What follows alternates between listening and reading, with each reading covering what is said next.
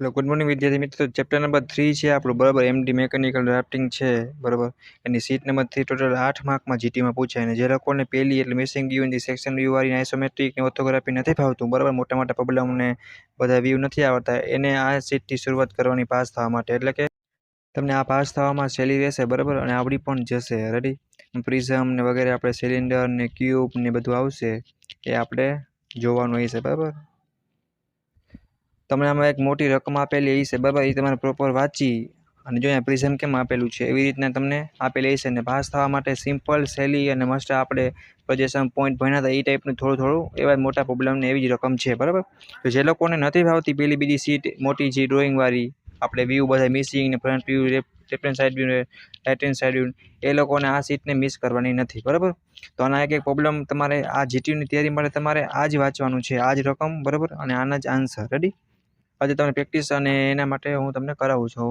બાકી તમે કોલેજમાં કઈ રીતે પ્રોસેસ કરવી એમાં કઈ રીતે ડ્રો કરવું આખું તમે સમજી ગયા છો બરાબર। તો રકમ મેં ઉપર લખેલી છે બરાબર અને એનો આન્સર છે તમારે આવો કંઈક ડ્રો કરવાનો છે, જેટલું પ્રોપર ઘાટું એટલું ઘાટું, બાકી જેટલું આછું આવે એટલું આછું। રેડી, થોડુંક તમારે સમજવું પડશે એટલે તમને એટલીસ્ટ આવડી જશે બરાબર। 6 સાઈડ વ્યૂ એ ડ્રો કરવા એના કરતાં આ તમને સિમ્પલ અને સહેલું પડશે બરાબર। તો આ તમારો આન્સર છે, મોટી પ્રેક્ટિસ કરવાની છે, ટ્રાય કરવાની છે બરાબર, ડાયરેક્ટ ડ્રો નથી કરી નાખવાનું।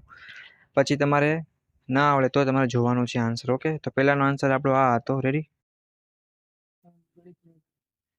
તો 80 mm ના પાયાનો વ્યાસ ધરાવતા ઊભા નળાકારને બીજો આડો 40 mm પાયાનો વ્યાસ ધરાવતો નળાકાર છેદે બરાબર, અને બંને નળાકારની અક્ષ એચપી અને વીપીને સમાંતર અને બંને અક્ષ એકબીજાને 9 mm દૂર છે અને બંને વચ્ચેની વિચ્છેદ રેખાઓ દોરવાની કીધી બરાબર, ઇન્ટરેક્શન। તો બીજાનો આન્સર છે તમારો, જો એમાં પ્રોપર રકમ લખી છે અને મસ્ત એવું ડ્રો કર્યું છે, 1 કે 2 આમ ઉતાવળ આમ થયું હોય બટ તમારા માર્ક્સ લેવાના છે, તમારે થોડુંક વિચારી અને જોવાનું છે બરાબર। અને આ બધા માપ છે એ તમારે નંબર છે એ બધા વ્યવસ્થિત આપવાના થશે। રેડી, તો આ તમારો આન્સર છે બીજાનો, રકમ મેં તમને પહેલા બતાવેલી અને ઉપર પણ આપેલી છે। રેડી, એવી જ રીતના તમને ત્રીજાની પણ રકમ આપેલી છે બરાબર, અને ફૂલ એવી પ્રેક્ટિસ કરવાની છે। આ ટાઈપનું ને આ જ બેઠે બેઠું હોય છે, વધીને થોડાક માપ છે એ થોડોક ચેન્જ થવા હોય તો થાય બરાબર।